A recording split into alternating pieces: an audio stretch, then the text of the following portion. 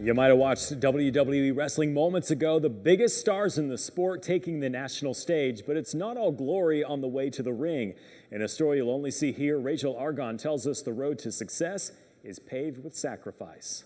Oh, here comes that froggy bone! When you hear pro wrestling, you may think of the fans, the following, and the fortune that comes with it. Speaking of big money players. For some, that's true. The WWE's highest paid wrestlers can easily rack in millions a year, according to BleacherReport.com. It's tough. You got to put in the work. But the reality is most put in the work and don't bring home the massive paycheck. You can't come into wrestling with a mindset of, I'm doing this to make money. The Briscoe brothers have almost 20 years under their belt.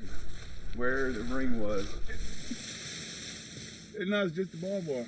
That's where it all began. World Tag Team Champions. But it wasn't always bright lights and big announcers for these Ring of Honor wrestlers from Delaware. Your first, 3 years, 5 years, most of the time you're going to be losing money because the gas is going to cost more than what you're getting paid. The Briscoes don't worry about paying for gas or gear anymore. They're each married, and the brothers combined are raising 8 children. The bills are paid, but there's still an emotional cost of professional wrestling. Traveling gets tough. You know, like missing birthdays, missing football games, cheerleading. Some wrestlers spend more than half a year on the road and flying out to defend their title. It's not easy, but I mean, we're blessed to be where we're at. Success in the ring is not guaranteed. I got this scar on my back here. But passion helps. You gotta love what you do. Despite the bumps and bruises, the Briscoes make sure they connect with their fans inside the ring and at home. All right, so have a good day today. Rachel Aragon reporting. Interesting to look at it from that perspective. You don't really think of them, going through the same struggles that an up-and-coming musician or singer might go through. Well, you sit here and watch SmackDown coming right into Wgxa News at 10, yeah. And they live the lifestyle of, it's lavish. Let's not ignore that. But they are normal guys having fun, making a paycheck, but they're taking their kids to school as well. Right. So it's interesting to see it from that perspective and that dynamic. Yeah. We were joking earlier, Mother Nature this weekend is trying to put the SmackDown on our plans. A little bit of rain in the forecast that we're tracking tonight. Let's go to a live look at the radar. Jeff Cox with you on this. What is it? It's Friday night. That's right.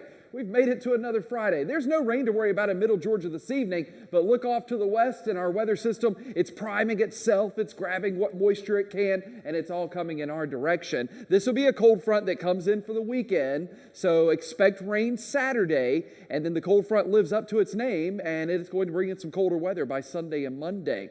Tonight in Macon, we're dry, 59 the current number, with a mostly cloudy sky. Calm wind out there, so overall not a terrible night and on the milder side compared to recent nights thanks to that cloud cover and a persistent southerly flow. So here's your weekend always in view, 70s and wet weather for your Saturday, and then we'll drop to the low 60s Sunday. Even with a mostly sunny sky, it is going to be on the cool side for Sunday, so keep that in mind for outdoor plans. All right, coming up later in this half hour, that weekend rain chance, we'll take our simulated radar and I'll time it out hour by hour for you. I've also got your Thanksgiving outlook, and we've still got a tropical storm to track as we approach the end of hurricane season. Your tropical update and the 10-day forecast. A lot to go over. It's coming up in just a few minutes.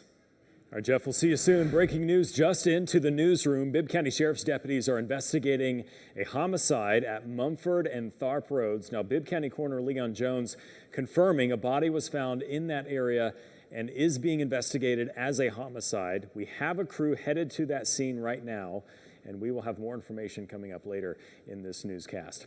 An assisted living care facility could be coming to North Macon soon, but not everyone seems to be on board about it. Our Nick Gibson joins us now. Nick, you walked through the neighborhood where that facility could possibly be, and you met some unhappy residents that don't like the idea. Now, this proposed planning is actually off of 5171 Bowman Road. Now, I did speak with a lot of residents in this area this afternoon, and they told me they hope Macon Bibb reconsiders this before they put the assisted living care facility near their neighborhood. And it's very hard for us to get in and out from the houses, and people don't slow down. Macon Bibb Planning and Zoning is in the planning phases of a project in North Macon that will allow a living care facility to be on Bowman Road. Some residents in the area think this is not a good idea. Concern is the traffic is growing, and we all have these houses down here. This assisted living care facility is expected to be located on a 2-lane road near houses and the shops at Rivers Crossings. Cliff Stanfield, the founder of Braemar Partners, tells me there was a public meeting Tuesday to get input on the idea, and he says everyone there was on board. It was a really good meeting. We sat down with them and we showed them all our drawings and our site plan and answered all their questions. And, so it was a really positive meeting. Despite those in agreement at the meeting, neighbors I talked to feel differently. As far as living care assistance, I want somebody for people. That's great, wonderful. But until Bibb County and the sheriff's department get out here and put up some type of thing to catch the cars flying up down this road, it's going to be bad. Now, Martin also tells me that he believes that Macon Bibb should rethink this decision before they go on with it. And also, as far as the preliminary things are concerned, they said that this is just in the proposal stages. So once again, this isn't anything that is happening right now. Reporting from the control room, I'm Nick Gibson. All right, Nick, thanks. Developing now, police are investigating a car fire in a Byron subdivision. The Byron police chief says officers are looking at this as a possible car theft and arson. And the chief says someone drove a car into an area in a portion of the Manchester Place subdivision that's still under construction. Our crews are on the scene as the torched vehicle is being hauled away. And officials say whoever drove the car there seems to have intentionally set it on fire before leaving it. And we're told the gas tank exploded. No reports of any injuries or damage, though, to nearby homes. Continuing coverage tonight, prosecutors are pursuing charges against 2 people accused of murdering Clark Atlanta University student Alexis Crawford. At a preliminary hearing for one of the suspects today, the homicide detective outlined what led up to her murder.